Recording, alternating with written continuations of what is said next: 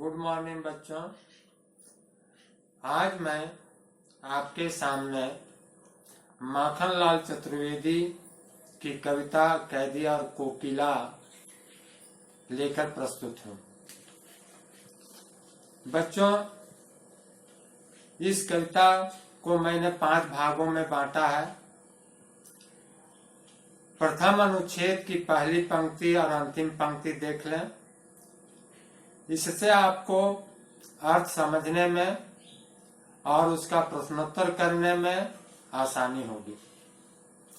बच्चों, कविता की पहली पंक्ति है, क्या गाती हो, क्यों रह रह जाती हो, से लेकर इस समय कालिमा मई जगी क्यों आली, यहाँ तक आपका एक पैराग्राफ मैंने बनाया है।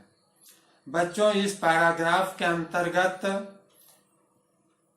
कठिन शब्द आप देखें तो कोयल का अर्थ आप जानते ही होंगे, कोकिला, कोकिल, बटमार, रास्ते में जाते आते लोगों को लूटने वाले लोग। तम का मतलब अंधेरा होता है। हिमकर का अर्थ चंद्रमा होता है। कालिमा मई काले रंग वाली और आली का मतलब सखी। तो बच्चों, आप इस अनुच्छेद में देखें कि कवि क्या कहता है। कोयल को संबोधित करते हुए कवि कहता है कि हे कोयल, तुम कारागार के ऊपर मंडरा कर बार बार क्या गा रही हो। तुम मन की कौन सी गहरी बात कहना चाहती हो जिसे बार बार कहते कहते रह जाती हो।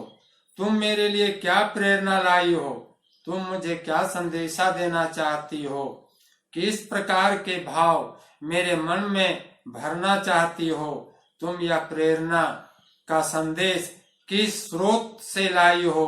कोयल, तुम मुझे स्पष्ट रूप से बतलाओ।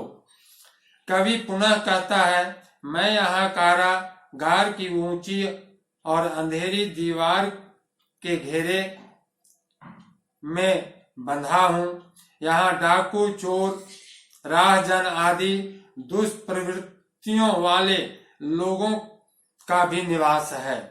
मुझे उनके मध्य रहने को विवश होना पड़ रहा है। हे कोयल, यहाँ जीवन निर्वाह के लिए पेट भर भोजन तक नहीं मिलता। यहाँ तो मरने तक की सुविधा नहीं है। ऐसी नारकीय जीवन जीते हुए भी हमें विवश होकर और कष्टपूर्ण जीवन जीना पड़ रहा है। हमारे जीवन पर रात दिन कड़ा पहरा रहता है। हे कोयल, यदि कोई कार्य स्वतंत्रता पूर्वक करने की बात मैं सोचता हूँ तो वह सुविधा नहीं मिल पाती है। सरकारी गुप्तचर और सिपाही हमेशा हम पर निगरानी रखते हैं। यहाँ शासन नहीं बल्कि यूं कहें कि घोर अन्याय है। बच्चों, कवि पुनः कहता है, चारों ओर मानो अंधेरा का राज्य है, अर्थात अन्याय का राज्य है। चंद्रमा भी गायब है। कहने का मतलब कि चंद्रमा भी रोशनी नहीं दे रहा है। रात भी घनी है, अंधेरा छाया हुआ है। कहने का अर्थ कवि का यह है कि आशा और प्रेरणा के सभी स्रोत समाप्त हो चुके हैं। हे सखी कोयल, इस निराश के क्षणों में तू क्यों जाकर औरों को जगा रही हो, मुझे जगा रही हो। तो बच्चों, इस अनुच्छेद का अर्थ इतना ही है और इस संबंध में मैंने प्रश्न आपके सामने रखा हूँ। 5 प्रश्न हैं, इसका उत्तर दे लेंगे। बच्चों, एक सूचना है कि PT1 का पाठ्यक्रम तो वैसे आप जानते ही होंगे, फिर भी आप ध्यान से सुने। PT1 का पाठ्यक्रम इस प्रकार है। वाक कविता आपको पढ़नी है। 2 बैलों की कथा यानी ये कहानी भाग से एक ही कहानी पढ़नी है।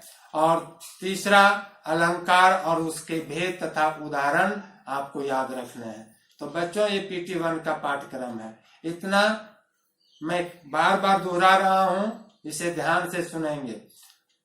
तब तक मैं आपसे पुनः दूसरी कक्षा में मिलूंगा। धन्यवाद।